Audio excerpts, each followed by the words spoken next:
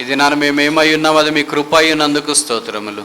రాబో దినాల కొరకు మీరు ఆరంభించిన ఈ సత్క్రియ అంతం వరకు నిలిచిండునట్లు సహాయం చేయమని ప్రార్థిస్తున్నా. కుడివైపు ఎడంవైపు వ్యాపింపచేయండి, గుడారమును విశాలపరచండి, సరిహద్దుల్లో సమాధానం విస్తరింపచేయండి. ఈ బేతేల సాక్ష్యాన్ని ఘనపరచండి. వారిలో ఒంటరైన వాడు 10 వందలగును, ఎన్నిక లేనివాడు బలమైన జనమగును. యెహోవానగు నేను ఈ కార్యము సంకల్పించదనన్న మాట మీరు నెరవేర్చవలసిందిగా ప్రార్థన చేస్తున్నా.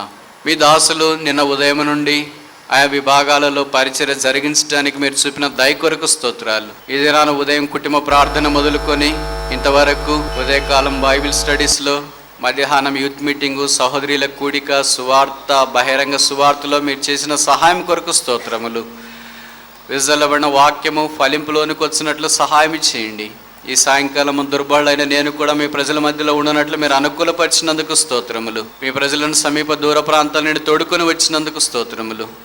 వారికి ప్రీతికరమైన పరిచర్య మీరే జరిగించమని ప్రార్థిస్తున్నాం. మీ బలం మీద నుండి పడ రొట్టె ముక్కలు ఏరుకోవటానికి మీరు మా కృప అనుగ్రహించమని ప్రార్థిస్తున్నాం. మీ ప్రజల ప్రార్థనా భూమి మీద నిలువబడి వాగ్దానాలు చేతబట్టుకుని శిలువ రక్తాన్ని ఆశ్రయిస్తూ పరిచర్య జరిగించడం కొరకే కృప అనుగ్రహించమని ప్రార్థిస్తున్నాం. నా పెదవులు కాల్చము, హృదయం సున్నతి చేయము, గొంతుకు తాకము, అవసరమైన మాటలు నా నోట ఉంచుము. కనీసం ఈ రాత్రైనా మీ ప్రజల సమయాన్ని పాడు చేయకుండా నన్ను కరుణించమని ప్రార్థిస్తున్నాం. యెహోవా, నీవు ఏర్పరచుకుని వారి క్షేమము చూచు, నీ జనులకు కలుగు సంతోషం బట్టి సంతోషించు. నీ స్వాస్థ్యమైన ప్రజలతో కూడి కొనియాడునట్లు నీ ప్రజల యెడల నీకున్న దయ చొప్పున నన్ను కరుణించుము. మాకు కాదు యెహోవా, మాకు కాదు, నీ కృపా సత్యను బట్టి నీ నామమునికే మహిమ తెచ్చుకున్నాము. వందనములు చెల్లిస్తూ యేసు ప్రభు వారి పరిశుద్ధ నామమున స్తుతించి ప్రార్థిస్తున్నాము తండ్రి, ఆమెన్. జీవము గల దేవుని సంఘము అన్న గంభీరమైన మాటను గురించి వాక్యమును ఆధారం చేసుకుని కొన్ని సంగతులు మనం పరిగెరుకోవటానికి ఆరంభించున్నాం. నేను మొదటి సెషన్లో the prologue of the church, సంఘం యొక్క ముందు మాట లేదా ఆరంభము. రెండవ సెషన్లో the principles of the church, సంఘం యొక్క నియమములు. రాత్రి the picture of the church, సంఘం యొక్క చిత్రపటము. ఈ 3 విషయాలు మనం నిన్న చూడటానికి ప్రయత్నించున్నాం. ఈ రాత్రి పరిశుద్ధాత్మ దేవుడు సహాయం చేసే కొలది, మీరు అనుమతించే కొలది ఒక 4వ విషయాన్ని, పరిచయమైన విషయాన్ని మనం చూడటానికి ప్రయత్నం చేస్తాం. The prayer of the church, సంఘం యొక్క ప్రార్థన. యేసు ప్రభు వారు సంఘాన్ని గురించి మొట్టమొదట కొత్త నిబంధన మత్తయి సువార్త 16వ అధ్యాయం 18, 19 వచనాల్లో ప్రస్తావిస్తున్నప్పుడు, ఈ బండ మీద నా సంఘమును కట్టుదును, పాతాళలోక ద్వారములు దాని ఎదుట నిలవనేరవు. సంఘమున దగ్గర పాతాళం ఎందుకు కనిపించింది? ఆ 2 పదాలు నాకు తెలిసి బైబిల్ ఇంకెక్కడ ఒకే దగ్గర కనిపించవు అనుకుంటా, అక్కడ తప్ప. అర్థం ఏంటంటే సంఘము, పాతాళము. సంఘములో ఉన్న వారిని పాతాళంలోనికి రావాలని పాతాళం ప్రయత్నం చేస్తుంది, పాతాళంలో ఉన్నవారు సంఘములోనికి రావాలని సంఘము ప్రయత్నం చేస్తుంది. ఈ ప్రయత్నంలో యేసుక్రీస్తు ప్రభు ద్వారా అత్యధికమైన విజయం కలగజేయించిన దేవునికి స్తోత్రము కలుగునుగాక. ఈ విజయ భూమి మీద నిలువబడి పాతాళములో ఉన్న వారిని, చెరపట్టబడిన వారిని సంఘంలోనికి లాగే గురుతరమైన బాధ్యత ప్రార్థన. దానినే దేవుడు సంఘానికి ఇచ్చిన ఆధిక్యత అన్న సంగతి మనం మర్చిపోకూడదు. ఆ కారణం చేత భూమి మీద దేన్ని బంధిస్తారు, అది పరమందును బంధించబడును అని వాక్యంలో రాయబడింది. కనుక దేవుని కొరకై బంధించుట, విడిపించుట అనేది ప్రార్థనలోనే జరుగుతుంది. ప్రార్థన మొట్టమొదటి ఆదికాండము 4వ అధ్యాయము ఆఖరి వచనములో ఆరంభించబడినట్లు మనం చూడవచ్చు. అప్పుడు యెహోవా నామమున ప్రార్థన చేయుట ఆరంభమాయెను. అప్పుడు ప్రార్థన చేయవలసిన అవసరం ఏముంది?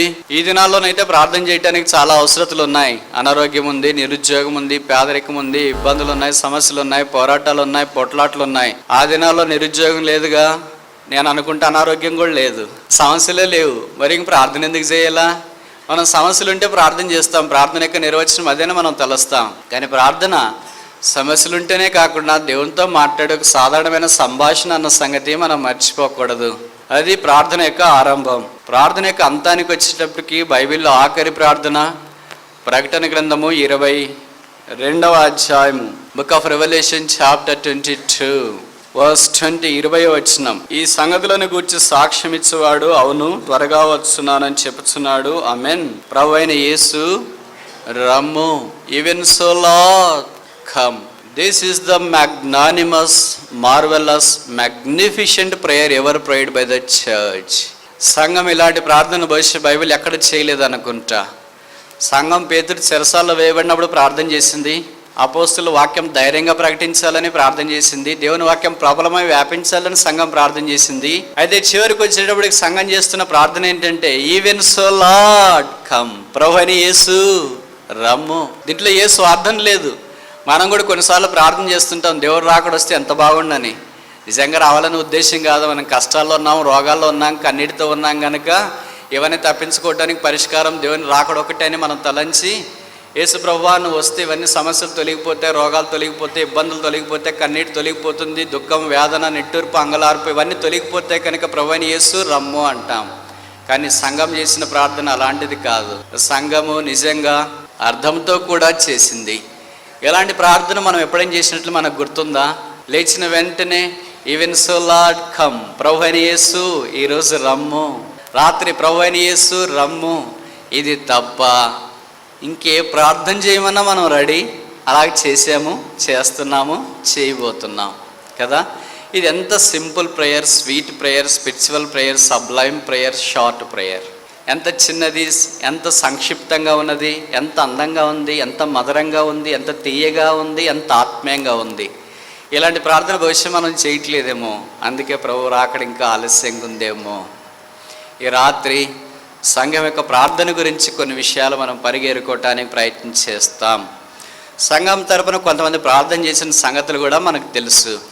బైబిల్లో కనీసము 5 అలాంటి ప్రార్థనలు గ్రంథస్థం చేయబడ్డాయి. మొదటిది ఉదయకాలం మనం చూచాం. ఆదికాండం 18వ అధ్యాయంలో అబ్రహాము సొదొమ గొమొర్రాలో ఉన్న పాపులు రక్షించబట్ట కొరక లేదా దేవుని యొక్క ఉగ్రత వారి మీద పడకుండా ఉండట కొరకే చేసిన ప్రార్థన మనకు పరిచయం. దానికి మనం ఒక పేరు పెడదామా? Prayer for the sinners. పాపుల కొరకు ప్రార్థన. కనుక మొట్టమొదటి మన ప్రార్థన ఎలాగుండాలంటే మన కొరకు కాకుండా పాపుల కొరకు ఉంటే మంచిది. సాధారణంగా మనం కుటుంబ ప్రార్థనలు ఎక్కడ ఆరంభిస్తాం? మనతోనే ఆరంభిస్తాం, సంఘానికి వెళ్తాం, ఆ తర్వాత మనకి ఇరుగు పొరుగు పరిచయమైన వాళ్ళ దగ్గరికి వెళ్తాం, ఆ తర్వాత టైం ఉంటే, భారం ఉంటే, ఆసక్తి ఉంటే, రక్షణ లేని వాళ్ళు కూడా మా దగ్గర చాలామంది ఉన్నారు ప్రభు, వాళ్ళందరినీ రక్షించుకో అని భవిష్యత్తు మనం ప్రార్థన చేసి ముగించడానికి ప్రయత్నం చేస్తాం. కానీ అబ్రహాము నాకు తెలిసి ఈ 18వ అధ్యాయంలో తన కుమారుడు కావాలని ప్రార్థన చేసినట్లు లేదు, తన భార్యకి సేఫ్ డెలివరీ కావాలని ప్రార్థన చేసినట్లు లేదు. ఆ 18వ అధ్యాయం అంతకుముందే చెప్పేశారుగా, వచ్చే సంవత్సరం ఈ పాటికి నీ గర్భానికి కుమారుడు ఉంటాడని. మనకు అలాంటి వర్తమానం వచ్చింది అనుకో 99 సంవత్సరాలు. అప్పుడు ఇంకా సంవత్సరం అంతా మనం ఏం ప్రార్థన చేస్తాం చెప్పమంటారా? ఈ వయసులో ప్రభువా లేకుండా గర్భం ఇచ్చినావు, ఏమి కాంప్లికేషన్స్ లేకుండా చక్కగా సౌఖ్యంగా అన్నీ బాగా జరిగిపోయేటట్లు సాయం చేయ ప్రభు, అప్పుడు నీ కృతజ్ఞతాస్తుతి కూడికి ఏర్పాటు చేస్తాం ఆయన భవిష్యత్తు మనం ప్రార్థన చేస్తాం. అలాగే చేయడం తప్పని నేను చెప్పట్లేదు. కానీ అబ్రహాం ఏంటంటే భౌతికమైన సంగతుల గురించి ఆలోచించకుండా తన గర్భాన కలగబోయే కుమారుడి కంటే తన చుట్టూన సొదొమ గొమొర్రా యొక్క నాశనం తన ప్రభావితం చేసింది. అందుకొరకు వాళ్ళ కొరకు ప్రార్థన చేశాడు. మనం ఎలాగ చేయొచ్చు? మనం కూడా చేయొచ్చు. ఇప్పుడు మనకేమంటాం? మనకు అసలు టైం లేదు, ఎక్కడుంది బ్రదర్ టైం అంటాం. మనకి అన్నిటికీ టైం ఉంటుంది, ప్రార్థనకి తప్ప. పోట్లాడుకోవటానికి ఇంకా ఎక్కువ టైం ఉంటుంది, భార్యాభర్తలకు, పిల్లలకు, ఇరుగు పొరుగు వారందరికీ. కానీ ప్రార్థన చేయటానికి మాత్రము మనకు టైం కనిపించదు. చూడండి, అందరికీ 24 గంటలే కదా. దేవుడు ఏం పక్షపాతి కాదు. సాధారణమైన పేదవారికి 24 గంటలే, బాగా చదువుకున్న వారికి 24 గంటలే, బిజినెస్ మ్యాగ్నెట్స్ వ్యాపారవేత్తలకు 24 గంటలే, ప్రపంచాన్ని పరిపాలిస్తున్న బరాక్ ఒబామాకు కూడా 24 గంటలే. ఆయన అంత పరిపాలన చేస్తున్న 24 గంటల్లో భార్యతో సమయం గడుపుతాడు, పిల్లలతో సమయం గడుపుతాడు. అలాగే మియామి బీచ్, ఫ్లోరిడాకి వెళ్ళి బీచ్లోనంతా పరుగులు తీస్తుంటాడు. తన ఎంబడి కుక్కలు కూడా పరిగెత్తుంటాయి, వాటిని కూడా పట్టుకుంటుంటాడు, వాటన్నిటి తాడుతుంటాడు. ఇవన్నీ చిత్రపటాలు మీరు టీవీలో పేపర్లో చూస్తుంటారు అనుకుంటా. ఇవన్నీ టైం ఉంటాయి. మరి ఒక ప్రెసిడెంట్కి, అమెరికా ప్రెసిడెంట్కి సమయం ఉంది, మనకు టైం లేదేంటి అంటే బహుశా మనం అమెరికా ప్రెసిడెంట్ కంటే ఎక్కువ ఉద్యోగం అన్నా చేస్తుండాలా? అంతేనా? ఏదో ఒక లోపం ఉంది. వాళ్ళకి 24 గంటలకి. దేవుడు ఏం పక్షపాతి కాదుగా. ఆయన వెళ్ళి అడిగారు 24 గంటలు నీకు ఎలాగ సరిపోతాయి, ఇంకా నీకు టైం ఎక్కువ ఇచ్చింటే బాగుండేదంటే ఆయన ఏమన్నాడు? God is no respecter of persons. దేవుడు పక్షపాతి జీతాలు పెరిగినాయి, వయస్సు పెరుగుతుంది, రోగాలు పెరుగుతున్నాయి, సుఖాలు పెరుగుతున్నాయి. కానీ దేవుడు ఒక్క విషయంలో మాత్రం అందరూ సమానమే. ఏంటది? సమయం. అందరికి 24 గంటలే. ఆ 24 గంటల్లో మనం దేవుని సన్నిధిలో కొద్దిసేపు అయినా పాపల కొరకు ప్రార్థించుట సంఘం యొక్క బాధ్యత అన్న సంగతి మర్చిపోకూడదు. అబ్రహాం అలాగూ చేస్తూ వచ్చినాడు. బైబిల్లో 18వ అధ్యాయం చివరి వచనం అనుకుంటా, ఆది కాండంలో నా మాట రాయబడింది, దేవుడు అబ్రహాముతో మాట్లాడుట చాలించి వెళ్ళిపోయాను. అబ్రహాము తన ఇంటికి వెళ్ళాను. వారు కొండ మీద ఉన్నంత దాకా సొదొమ గొమొర్రాకు భద్రత ఉంది. వారు కొండ మీద నుండి యోర్దాను వాళ్ళు వెళ్ళిపోయారు, అప్పుడు సొదొమ గొమొర్రాకు భద్రత లేదు. ఈ దినాన లోకాన్ని కాపాడే గురుతరమైన భద్రత, విజయవాడని కాపాడే భద్రత, ఆటోనగర్ని కాపాడే బాధ్యత, కృష్ణా జిల్లాని కాపాడే బాధ్యత కలెక్టర్, ఎస్పీ, ఎమ్మెల్యేలు, ఎంపీల మీద మాత్రమే కాదు, సంఘాల మీద ఉంది. ఆ సంఘములో బాధ్యత వహిస్తున్న మన మీద ఉంది. పరిచయ ధర్మం కొనసాగిస్తున్న మన మీద ఉన్న సంగతి మనం మర్చిపోకూడదు. సొదొమ గొమొర్రా భారం అబ్రహాం మీద ఉంది. అబ్రహాం దాన్ని తొలగించుట కొరకై ప్రార్థన చేశాడు. కానీ ఆ తర్వాత జరిగిన సంగతి నాకంటే మీకు బాగా పరిచయం. ఈ దినాన ఒకవేళ అలాంటి స్థితిలో మన చుట్టూ చాలామంది ఉంటే వారికి నష్టం కలుగుతుందేమో, కానీ బహుశా నష్టము కారణం మనం కూడా కొంత మట్టుకు అంటే తప్పు కాదేమో. రెండవ ప్రార్థన నిర్గమకాండం 32వ అధ్యాయంలో మోషే భక్తుడు దేవుని ప్రజలైన ఇశ్రాయేలీయుల కొరకు ప్రార్థన చేసినట్లు మనం చూడవచ్చు. ఏం జరిగింది అక్కడ? 32వ అధ్యాయంలో వారు ఒక దూడను తయారు చేసుకుని, నీవే మమ్మల్ని నడిపించేవాడు అని కేకలేస్తున్నారు. అలాంటి సమయంలో మనమైతే ఏముండేవాళ్ళము? ఏం చేసిండేవారం? బహుశా వారిని శిక్షించడానికి ప్రయత్నించిండేవారము. కానీ మోషే ఏం చేశాడంటే యెహోవా సన్నిధిన సాగిలపడెను. ప్రేయర్ ఫర్ ద సెయింట్స్, పరిశుద్ధుల కొరకు ప్రార్థన. ఎవరైనా మందిరానికి రాకపోతే మనం ఏమంటాం? ఏంటి వాళ్ళు మందిరానికి రావట్లేదు, కలిసిపోయినట్లున్నారు లోకంలో అనుకుంటాం. వాళ్ళకంటే ముందు మనం కలిసిపోయాం, కానీ మనం అనుకుంటాం కలిసిపోయినారు వాళ్ళు అని అనుకుంటుంటాం. అరవిందం గారని ఒక సేవకుడు ఉండేవాడు, మీద చాలామంది తెలియదు అనుకుంటా. వృద్ధుడు రావు దగ్గరికి వెళ్ళాడు. ఆయన ఎప్పుడు ఒక పిట్టకథ చెప్పేవాడు. ఏంటి ఆ పిట్టకథ అంటే, ఒక బోయాడు ఉన్నాడంట. బోయాడు అంటే తెలుసా మీకు? పక్షులు పట్టుకునేవాడు. ఊరికి వెలపట ఒక అడవి ఉంటే అక్కడికి వెళ్ళాడు పక్షులు పట్టుకోవటానికి. వల తీసుకొని కొన్ని నూకలు అంటే గింజలు తీసుకొని కొన్ని పక్షులు పట్టుకోవటానికి వెళ్ళాడు. వాళ్ళ వృత్తి అది, ఆ పక్షులు పట్టుకోవడం, వాటిని చంపుకోవడం, అమ్మేయడం, అలాగూ వారి కాలక్షేపం చేయడం. ఈ పక్షులు అనుకున్నాయంట, ప్రతిరోజు మనల్ని పట్టుకెళ్ళడానికి ఒక బోయాడు వస్తున్నాడు కదా, వాడిని మనం తప్పించుకోవడానికి ఏదైనా ప్రయత్నం చేస్తామని అనుకున్నాయి. ఆ పక్షులు ఒక లీడర్, ఒక ఆయన పక్షి అన్నాడు, సరే నేను మీకు అంతా ఒక పాట నేర్పిస్తాను, ఏంటంటే ఇదిగో నాతో పాటు మీరు చెప్పండి అని అన్నాడు. బోయాడు వచ్చాడు, నూకలు జల్లాడు, వలేసాడు, పడతావేమో జాగ్రత్త. ఇది వాటికి నేర్పించినాడు. ఇంకా మిగతా పక్షులు కూడా పాడతాయి. ఇప్పుడు పాడండి పాట. బోయాడు వచ్చాడు, నూకలు జల్లాడు, వలేస్తాడు, పడతావేమో జాగ్రత్త. ఇలా పాట అన్ని పక్షులు నేర్చుకున్నాయి, చెట్టు దగ్గర కూర్చున్నాయి. సరే ఉదయకాలం అయింది. బోయాడు నేరుగా వల తీసుకొని నూకలు తీసుకొని పక్షుల వేట కొరకు అదే ప్రాంతానికి వెళ్ళాడు. ఈ బోయను చూసిన వెంటనే పాడడం ఆరంభించినాయి. బోయాడు వచ్చాడు.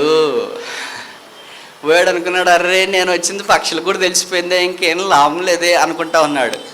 అంతలోకి సరే వచ్చాను కదా, ఖాళీగా ఎందుకు ఉండడము అని తెచ్చుకున్న నూకలు ఏం చేశాడంటే, అంటే గింజలు ఏం చేశాడంటే ఆ చెట్టు కింద జల్లేశాడు. ఇప్పుడు పాట పడుతున్నాయి, నూకలు జల్లాడు.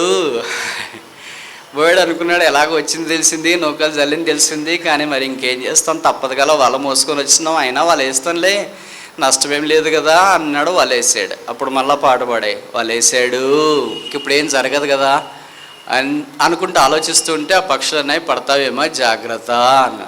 బోయాడికి చాలా భయం వేసింది. అబ్బాయి పక్షులకి ఎవరు నేర్పించినారు, చాలా మంచి విద్య వచ్చినట్లుందే, రోజు ఒక పాట కూడా వచ్చేవి కాదే, ఈరోజు బోయాడు వచ్చాడు, నూకలు జల్లాడు, వలేసావు, పడతారేమో జాగ్రత్త అని అన్ని పాడుతున్నాయో వలేసేసాను, ఇంకేం చేస్తాం, పక్షులు పడేటట్టు లేదు, అంతలో వేరే స్థలంకి వెళ్ళి ఎక్కడైనా పాటలన్నీ పక్షులు ఉన్నాయేమో చూసిస్తామని వెళ్ళాడు. ఎక్కడున్నాయి? అరణ్యంలోనంతా పాటలు వచ్చిన పక్షులన్నీ చెట్టు మీదకి వచ్చేసాయి. వేరే దగ్గర ఎక్కడ పక్షులు లేవు. తీరి చెట్టు దగ్గరికి వచ్చేసాడు. చేస్తే ఇంకేమైనా పక్షులు ఉన్నాయా చెట్టు మీద అని చూస్తుంటే చెట్టు మీద లేవు. అయ్యో చెట్టు మీద ఒక్క పక్షి కూడా లేదే, అక్కడికి వెళ్ళాయి అని చూస్తుంటే అన్ని వల్ల ఉన్నాయి. వాళ్ళలో ఉండి ఇప్పుడు పాట పాడుతున్నాయి. ఏమైనా పాడుతున్నాయి? బోయోడు వచ్చాడు, నొక్కలు చల్లాడు, పాలేసాడు, పడతావేమో జాగ్రత్త. బోయోడు ఇప్పుడు ఏం చేశాడంటే పడేశారుగా, ఇంకా పడతావేమో జాగ్రత్త అని పాట పాడుతున్నారేంటి? ఆయన పక్షులంతా సమకూర్చుకున్నాడు, వల మోసుకొని పోతున్నాడు ఊర్లోకి, అదే పాట పాడుతున్నాయి. బోయోడు వచ్చాడు, నూకలు చల్లాడు, వాళ్ళు వేసాడు, పడతావేమో జాగ్రత్త. వాటిని చంపుతున్నా కూడా అదే పాట పాడుతున్నాయి. బోయోడు వచ్చాడు, నూకలేసాడు, వాళ్ళు వేసాడు, పడతావేమో జాగ్రత్త. ఎప్పుడూ పడిపోయి కూడా అలాగే పాట పాడుతున్నారు. మనం కూడా ఏమనుకుంటున్నాం అంటే మనం ఏం పడిపోలేదు అని అనుకుంటున్నాం, కానీ పడిపోయి వలలో ఉండి అలాగే పాట పాడుతున్నాం. ఎవరు వాళ్ళు? వెరీ గుడ్, నాకంటే మీకు బాగా తెలిసే వాళ్ళనే ఉన్నారే. ఇంతమంది వలబట్టారా అంటే బహుశా సాతాను వల్ల చాలా పెద్దదైంది అలా. ఎప్పుడు కూడా మనం ఏం చేస్తున్నామంటే సాతాను ఎక్కువ వలలో నుండి అలాగే పాట పాడుతుంటాం. సాతాను వచ్చాడు, నొక్కలు చల్లాడు, వలేసాడు, పడతామేమో జాగ్రత్త. సాతాను అనుకుంటున్నాడు ఏంటక్క పడేసి పాట పాడుతున్నారేంటి? నిర్గమకాండం 32వ అధ్యాయంలో మోషే తనతో ఉన్న ఆ ఇశ్రాయేలు పరివారం యొక్క పాపము క్షమించబడ్డ కొరకై దేవుని సన్నిధిలో విజ్ఞాపన చేశాడు. మోషే ప్రార్థన అంగీకరించడానికి ఇష్టపడ్డాడు. చూడండి, ఎవరికైనా ఇలాంటి ఆఫర్ వస్తుందే? మోషేకి ఇలాంటి ఆఫర్ 2 సార్లు వచ్చింది. ఈ ప్రజలందరినీ నేను నశింపజేస్తా, నీ సంతానాన్ని నేను విస్తరింపజేస్తా అంటే మనం ఏమనండి వాళ్ళము? నాలంటాడైతే ప్రభు ఆ మాట ఎప్పుడంటావని ఎదురు చూస్తున్నా, ఆ మాట రానే వచ్చింది. ఈరోజు చేయవలసిన కార్యం ఇప్పుడే చేయము, ఇదే నీవు కార్యం చేయటకు అనుకూలమైన సమయం అనండి వాళ్ళం. కానీ మోషే ఏమన్నాడు? అలాగూ కాదు, నాట్ సో లాట్. నేను చనిపోయినా పర్వాలేదు, నా పేరు గ్రంథములో నుండి తుడిచిపెట్టబడినా పర్వాలేదు, కానీ నీ రక్తం చేత విమోచించబడిన, అనగా గొర్రెపిల్ల రక్తం ద్వారా విమోచించబడిన ఈ ప్రజలైన ఇశ్రాయేలీయులు అరణ్యంలో నశించిపోతే ఐగుప్తీయులు ఏమనుకుంటారు? యెహోవా అంట, దేవుడంట ఐగుప్తులో నుండి వాడిని బయటికి తోడుకుని వెళ్ళాడు, ఎందుకు తోడుకొని వెళ్ళాడని మేము అనుకుంటున్నాం. తీరా తోడుకునేడు వాళ్ళని అరణ్యంలో చంపేశారని వాళ్ళు అనుకుంటారు కదా. అది నీ నామానికి అవమానం కదా. నేను ఎలాగన్నా పర్వాలేదు కానీ, నా పేరు తుడిచిపెట్టబడినా పర్వాలేదు, కానీ నీవు మాత్రం నీ ప్రజలను చంపొద్దు. దేవుడు ఆ మోషే ప్రార్థన బహుశా అంగీకరించినాడు. ఈ సాయిస్ సెల్ఫ్లెస్నెస్ ప్రేయర్, స్వార్థము లేని ప్రార్థన దేవుడు మోషేలో చూచాడు. మనం అలాంటి ప్రార్థన విశ్వాసుల కొరకు చేస్తే ఎంత బాగుండు. ప్రభువా, అలాంటి వాళ్ళకు కొంతమంది మందిరానికి రావట్లేదు కదా, కొంతమంది నేను అంటే ఇష్టపడట్లేదు కదా, కొంతమంది నన్ను తిట్టేస్తున్నారు కదా, కొంతమంది నా మీద వ్యాజ్యమాడుతున్నారు కదా, అలాంటి వారిని క్షమించువా, అలాంటి వారిని సమకూర్చువా, అలాంటి వారిని క్షమించును సమకూర్చు అంటే నా పేరు జీవగ్రంథంలో నుండి తుడిచిపెట్టు అని ప్రార్థన చేస్తే ఎంత బాగుండు. మనం కొన్ని సంఘాల్లో సండే క్లాస్ టీచర్సే కావచ్చు, రెస్పాన్సిబుల్ బ్రదర్సే కావచ్చు, సేవకులే కావచ్చు, బోధకులే కావచ్చు, ఎప్పుడైనా ఇలా ప్రార్థన చేసినట్లు మనకు గుర్తుందా? ఇంకెట్లా మనం ప్రార్థన చేస్తాం? బహుశా మనం భిన్నంగా ప్రార్థన చేస్తామేమి, ఇలా కాకుండా. ఆ ప్రార్థన దేవుడు అంగీకరిస్తాడంటారా? జీవము గల దేవుని సంఘము. మొదటి ప్రార్థన అబ్రహాము, ప్రేయర్ ఫర్ సిన్నర్స్, పాపుల కొరకైన ప్రార్థన.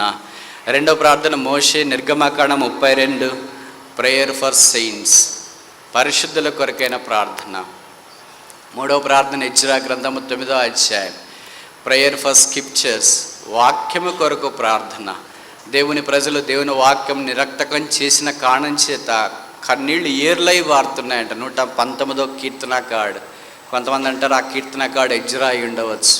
ఒకవేళ ఎజ్రానే ఆ కీర్తనకాడు అయింటే ఆయన కన్నీటి ప్రవాహం దేని కొరకు?